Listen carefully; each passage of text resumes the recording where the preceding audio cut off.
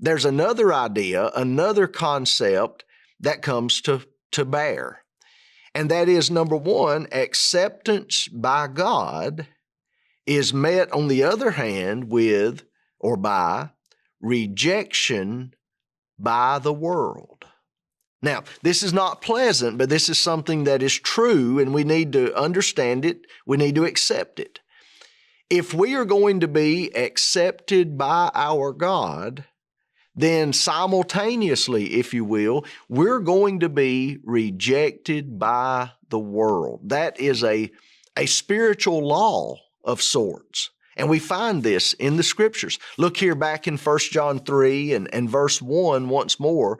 Behold, what manner of love the Father hath bestowed upon us, that we should be called the sons of God. There's the adoption, the acceptance, everything we've spoken of hitherto. But then the ending of verse 1, therefore, John says, notice the connection.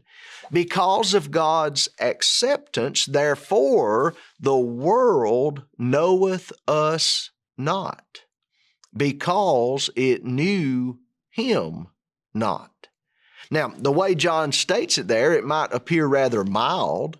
You know, you might be thinking, well, Cliff, the text doesn't say that the world hates us. The text doesn't say that the world rejects us. The text simply says that the world doesn't know us, because it didn't know God, and so consequently, it doesn't know God's children.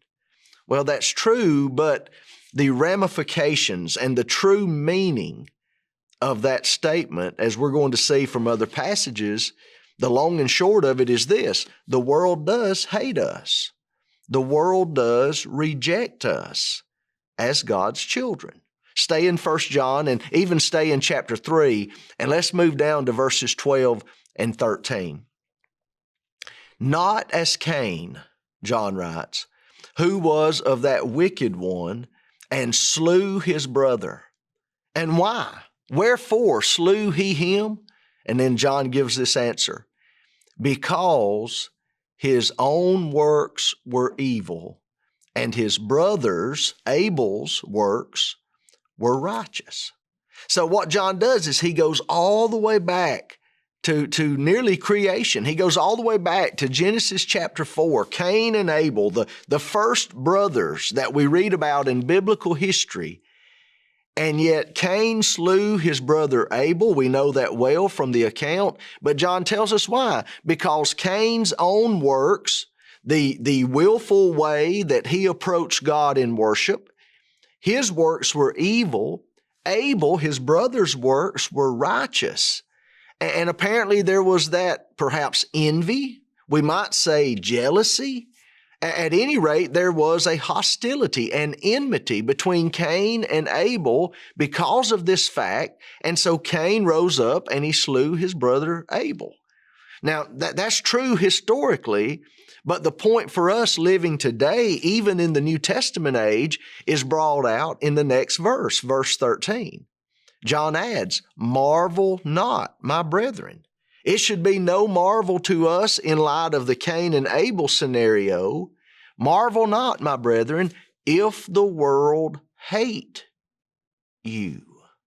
See, this is the spiritual reality. Now, this is not pleasant, but we are never benefited spiritually by turning our minds and our hearts away from truth simply because maybe we find it unpleasant.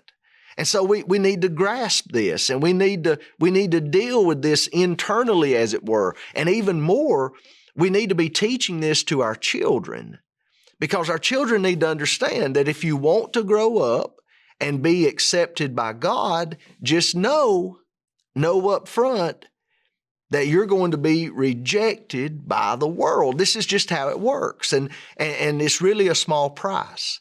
You know, for man to be right with his Creator at the expense of not being accepted by the sinful world in which he lives, that's really a small price. And John would have us to know and to appreciate that.